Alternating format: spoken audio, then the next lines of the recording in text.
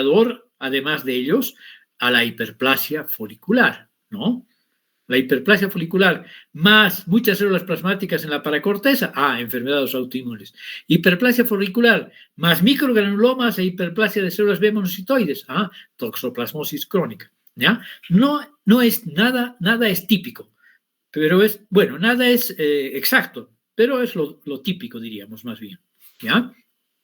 Y aquí tenemos un corte histológico de un ganglio linfático que exhibe una hiperplasia de los folículos linfoides. Pero vean cómo son los folículos linfoides y comparen esta imagen grande con esta imagen pequeñita. Vean, los folículos aquí son bien formados, son de diferentes tamaños y en cada centro germinal lo que vamos a ver va a ser una zona clara y una zona oscura, lo que nos habla de que los linfocitos centrofoliculares están madurando, ¿sí? Los que han llegado de la médula para madurar, para convertirse en centrocitos y centroblastos, ¿ya? Muy bien.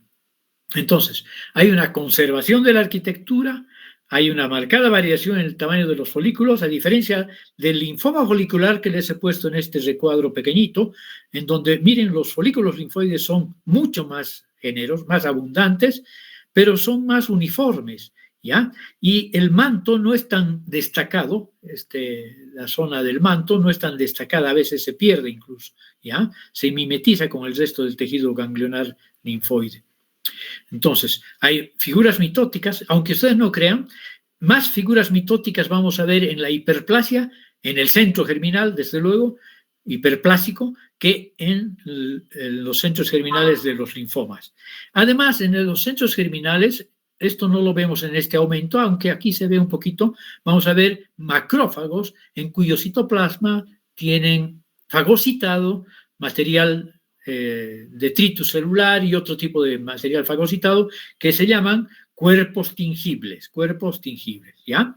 Y lo más importante, claro, es la maduración, reconocimiento de zonas claras y zonas oscuras, zonas claras, zonas oscuras, zonas claras, zonas oscuras, lo que nos habla de maduración. En cambio aquí, la población celular proliferativa, neoplásica, maligna, es uniforme, ¿vean? No hay zona clara y zona oscura.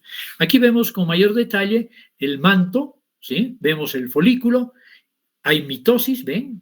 Hay muchas mitosis porque hay una hiperplasia, está proliferando, pero policlonalmente la población centrofolicular, ¿sí? Y en el manto tenemos este tipo de linfocitos y en la zona interfolicular, donde aquí vemos, por ejemplo, una vaso sanguíneo de endotelio alto, una vénula postcapilar, y en la paracorteza y en el espacio interfolicular vemos una heterogénea población linfoide, células pequeñas, grandes, más grandes, medianas, inmunoblastos, células plasmáticas como esta, por ejemplo, y hay de todo. Eso quiere decir que hay una proliferación benigna policlonal, ¿ya? Y aquí tenemos un poco más, un detalle, vean, los linfocitos son CD20, aquí, en la hiperplasia, y también hay una proliferación, pero más o menos similar, aunque disminuida, de linfocitos T, CD3, ¿sí? Y aquí vemos con más detalle un acercamiento del folículo linfoide con su manto bien puesto, su zona interfolicular, ¿no? La zona de los senos, la zona interfolicular, la vénula postcapilar, y lo que quería mostrarles es que hay maduración, ¿sí? Y hay macrófagos que tienen fagocitado en su citoplasma estos cuerpos denominados tingibles, que mejor todavía se ve en este recuadro, ¿sí? Aquí tienen un macrófago, otro, varios de estas células claras con amplio citoplasma tienen fagocitado este material más denso electrónicamente, más denso a la tinción, perdón, que son los cuerpos denominados tingibles, ¿ya? Entonces ven el manto, ven el centro del folículo. La positividad para los marcadores PAN-B es fuerte en el manto y en el centro folicular, ¿sí? Aquí tenemos CD21, pero podría ser CD19, CD20 o, como en este caso, CD21, ¿ya? Mientras que la población interfolicular y paracortical es mixta, ¿no? Heterogénea, pero en el centro folicular y en el manto de los folículos, o sea, en los folículos linfoides en total, la población dominante, absolutamente dominante, es B, ¿lo ve? De los linfocitos B, en diferentes etapas de maduración. Y vean, aquí con una tinción de Giemsa podemos ver este ganglio con folículos reactivos y este ganglio con un linfoma folicular. Vean, con la tinción de Ki67 que marca el índice de proliferación celular, vean cuán rápido están proliferando los linfocitos centrogerminales dentro del centro germinal, más que en un linfoma, ¿ya? En un linfoma hay proliferación, pero es mucho menos conspicua que en el centro germinal de un ganglio linfático con hiperplasia folicular, ¿sí? Aquí repetimos un poco. Aquí tenemos una enfermedad de Castleman. Vean cómo en el manto y rodeando al centro germinal que exhibe maduración, los linfocitos se ponen como en catáfilas de cebolla, circunscribiendo más o menos círculos concéntricos, ¿ya? Muy bien, aquí lo mismo, mucho más lindo. Aquí se ve una enfermedad de Castleman hialino vascular, ¿sí? Y aquí tenemos una enfermedad de Castleman también. Vean esa disposición en catáfilas de cebolla, como rodeando un tiro al blanco alrededor del centro germinal, ¿no? Esta es una hiperplasia gigante folicular, enfermedad de Castleman, que en algunas ocasiones puede transformarse hacia una neoplasia linfoide maligna, ¿sí? Bueno, hay muchos procesos que no necesariamente son reactivos, que podrían entrar dentro del diagnóstico diferencial de las hiperplasias foliculares, ¿sí? Entonces, tenemos procesos neoplásicos con patrón folicular, varios. El más destacado y el más frecuente que hay que reconocer como diagnóstico diferencial es el linfoma folicular.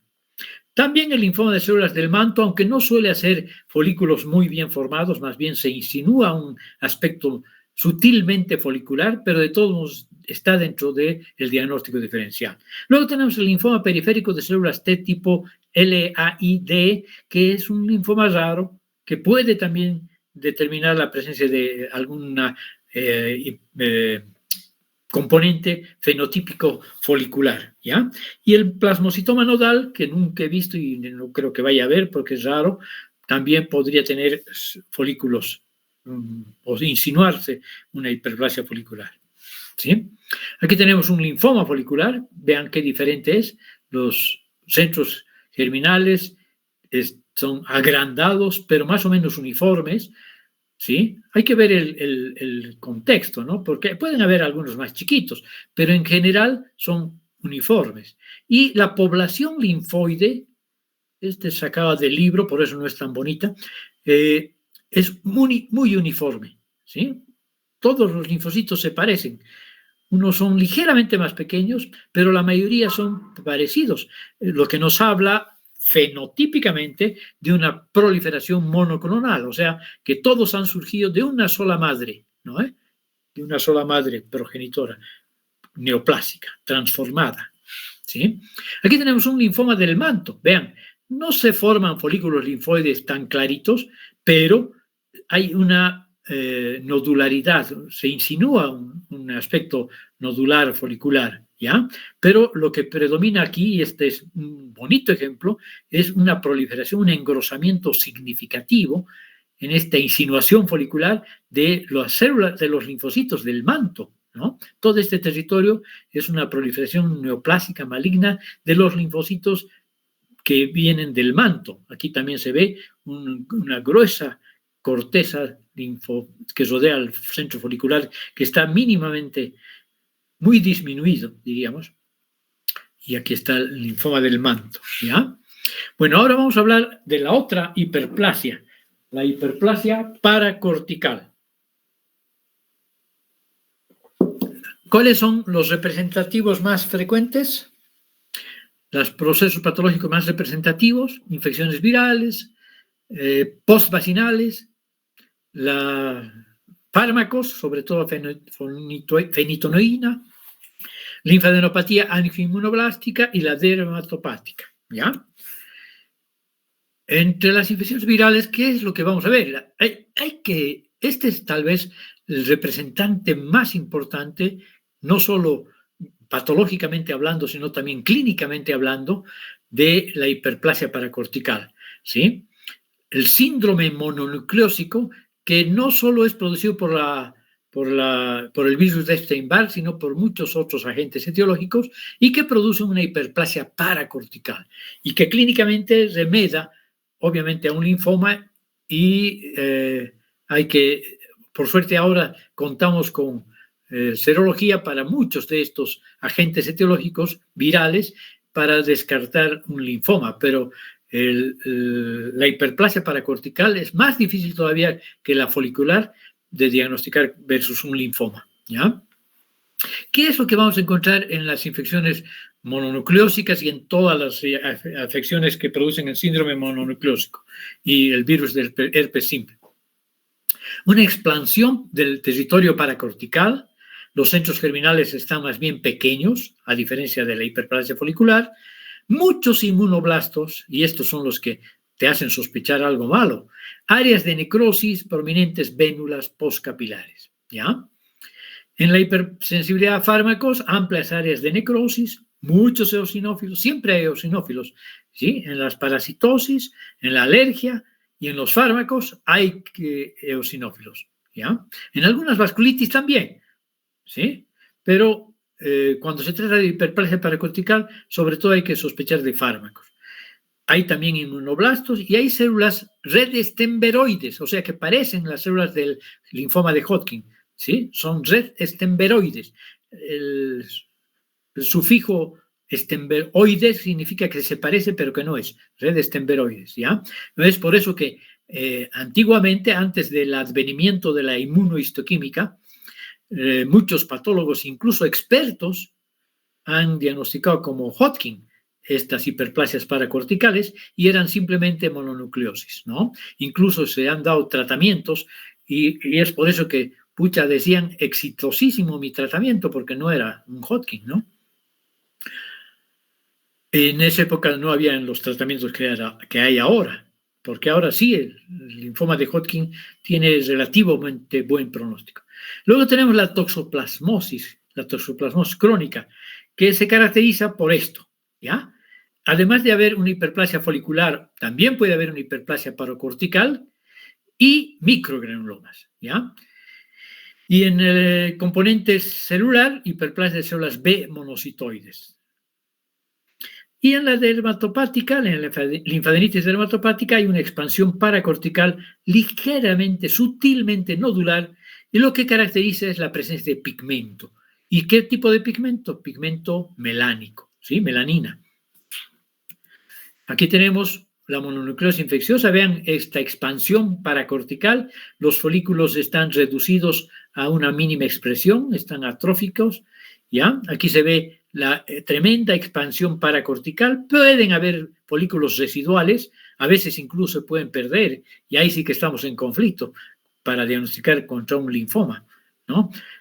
Aquí, pero lo que domina, obviamente, es una expansión paracortical, y vean que las células son relativamente grandes, y entre ellas seguramente hay algunas que se parecen a las células de Reed-Steinberg. Vean aquí, por ejemplo, este es un acercamiento de ese territorio que he estado mencionándoles, digamos de este territorio, y vean, la población es heterogénea, eso es un poco un dato a favor de que es benigno. Hay, sin embargo, células grandecitas, medianitas, pequeñitas, y hay algunas células que parecen células de Reed-Steinberg, ¿ya? En su variante mononuclear, sobre todo. Aquí igual, esta parece una célula mononuclear del Hodgkin, ¿ya? Hay mitosis, hay una heterogénea población celular, linfocitos pequeños, medianos, grandes, hendidos, no hendidos, inmunoblastos, como por ejemplo este inmunoblasto, en fin, ¿ya? Muy bien.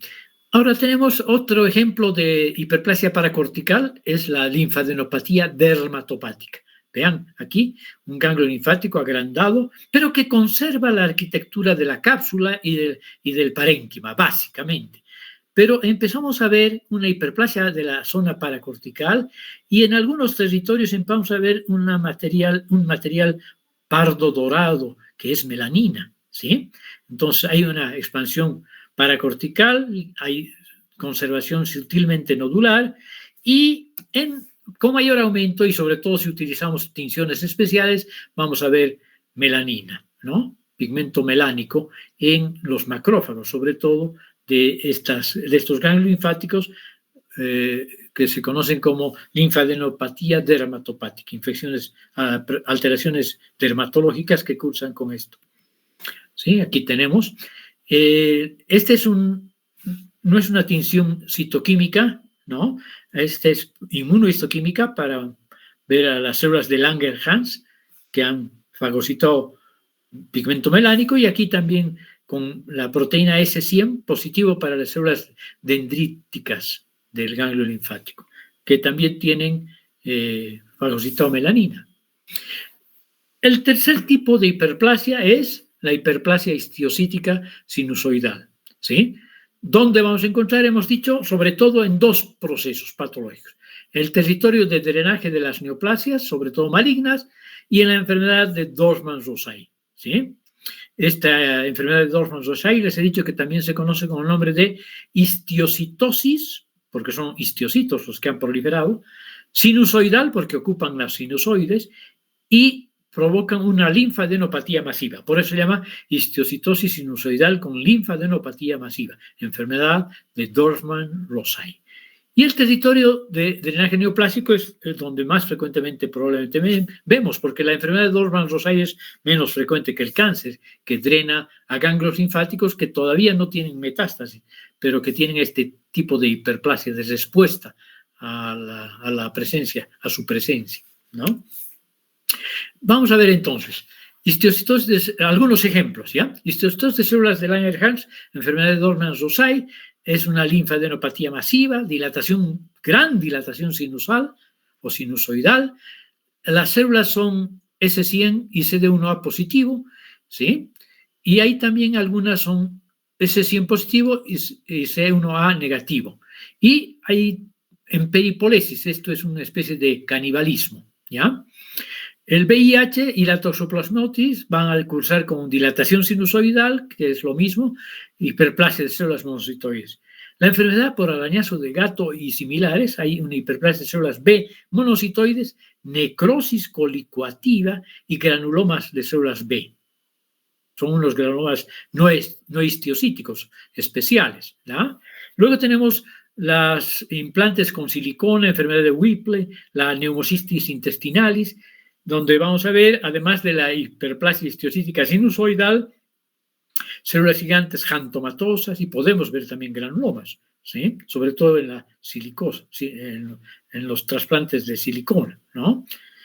Y en el sarcoma de Kaposi vamos a ver, además de la hiperplasia histiocítica sinusoidal, lo propio del sarcoma, una proliferación vascular en los senos linfáticos, ¿no? Aquí tenemos la enfermedad de Dorfman-Rosay, muestra un infiltrado histiocítico prominente, ¿sí? Formado por células inflamatorias, pero sobre todo histiocitos y además linfocitos y células plasmáticas, ¿ya? En un fondo de células inflamatorias. Por eso el infiltrado más importante es el histiocítico, ¿ya? La mayoría de estas células que están en estos territorios más claros de este ganglio linfático, entre los cordones medulares, que son los senos, ahí están los histiocitos proliferados. Creo que hay una más explícita. Miren, aquí un acercamiento, podemos ver algunos cordones medulares y los sinusoides, los senos linfáticos, francamente dilatados, con la presencia de estas células, que son histiocitos epitelioides incluso, ¿no? Prominente, un infiltrado prominente. Además, acompañado de algunas células inflamatorias, linfocitos, células plasmáticas, en fin. Pero lo que sí se ve clarito son los histiocitos. Aquí domina la presencia de estas células, de los histiocitos. De ahí su nombre, hiperplasia histiocítica sinusoidal o sinusal, ¿sí? Aquí tenemos también otra hiperplasia histiocítica sinusoidal, tremenda, donde los cordones medulares casi se han reducido a nada, y aquí hay una proliferación vascular. Esto nos podría hacer pensar también en una linfadenopatía angioinmunoblástica. Pero como hay histiocitos y están grandemente distendidos los sinusoides, entonces preferimos ubicarlo dentro de la enfermedad de Dorfman-Rosay, ¿ya? Donde también puede haber proliferación vascular, una tremenda proliferación vascular en este caso. Aquí tenemos marcaje de los histiocitos, positivo, CD163, ¿sí? Positivo para los histiocitos. La toxoplasmosis se caracteriza por hiperplasia histiocítica sinusoidal, pero también puede haber, y creo que más prominente que la histiocítica sinusoidal, una hiperplasia folicular o a veces también paracortical. La toxoplasmosis puede producir los 3 patrones de hiperplasia, pero lo característico son estos microgranulomas, ¿ven? Estos son microgranulomitas clásicos y casi siempre cercanos al folículo linfoide que suele estar hiperplásico. ¿Ya? Vean, aquí tenemos un acercamiento de estos pequeños microgranulomas formados por histiocitos también. ¿Ya? Y tenemos, claro, como representante del último detalle de las enfermedades reactivas, hiperplásicas, ¿sí? A los granulomas, la enfermedad granulomatosa. En este caso, son granulomas formados por, de afuera para adentro, les voy a decir, una cápsula fibroblástica, linfocítica, con presencia de células gigantes multinucleadas, que en este aumento se ven poquito, lo más importante, una capa gruesa de histiocitos proliferados, ¿sí? Y al centro necrosis, la famosa necrosis caseosa, necrosis de caseificación, que macroscópicamente se ve como cuajada de la leche, ¿no? De ahí su nombre, como cuajada de la leche. Entonces, estos son granulomas, aquí tenemos 2 granulomas bien formados, encapsulados, ¿sí?